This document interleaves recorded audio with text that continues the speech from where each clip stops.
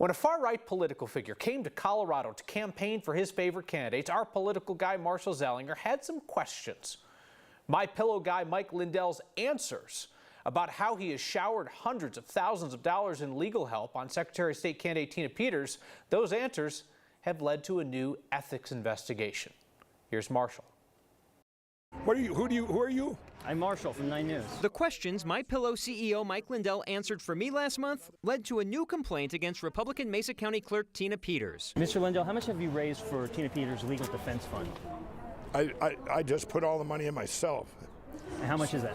I don't know. I probably put in 3, 4, 5, maybe $800,000 of my own money. That admission has led to another ethics complaint against Peters, claiming she's violating the part of the state constitution limiting gifts to elected leaders by utilizing an out-of-state legal defense fund with an $800,000 contribution from Lindell, and that all donor names and donation amounts must be publicly disclosed.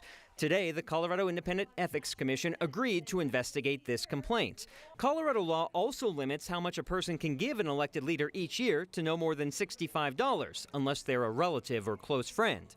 Last month, Lindell admitted that when Peters flew on his plane to his cyber symposium last year, he had never met her. That's why this was not a dumb question. If you had just met her, you weren't a close friend of hers. I just met her that day. Another dumb question. Following our reporting on Lindell's own words, Peters said she had no knowledge of Lindell paying for her legal defense. Then there was also this. And we need that for people to support the Lindell Legal Offense Fund. Mike Lindell's got this organization. Lindell Offense Fund is for supporting her in her legal efforts. Last week at a forum for Republican Secretary of State candidates, the candidates were allowed to ask a question of each other. That led to this exchange between Peters and candidate Pam Anderson. I'm asking about integrity. You know, when you are involved in something that actually defeats the honor and the integrity of the Republican Party. I've never ridden on a private plane of a millionaire or hidden from law enforcement at their ranch either. The new legal defense fund popped up after a separate ethics complaint against Peters earlier this year. That complaint was about a previous legal defense fund that was also not disclosing donor names and amounts. The website for that fund was taken down, and donations started to get encouraged for this out-of-state Lindell fund, which now we have another complaint that's being investigated. I'm wondering, though, about the consequences in the end. I remember we extensively covered ethics complaints against former Democratic Governor John Hickenlooper.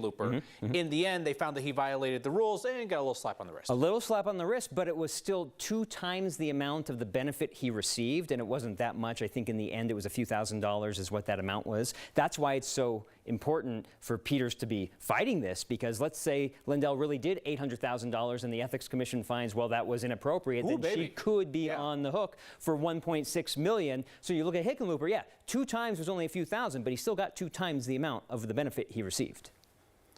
Oh, I bet the pillow guy is not happy he said that to you. You are so pesky. All right, thank you, Marshall.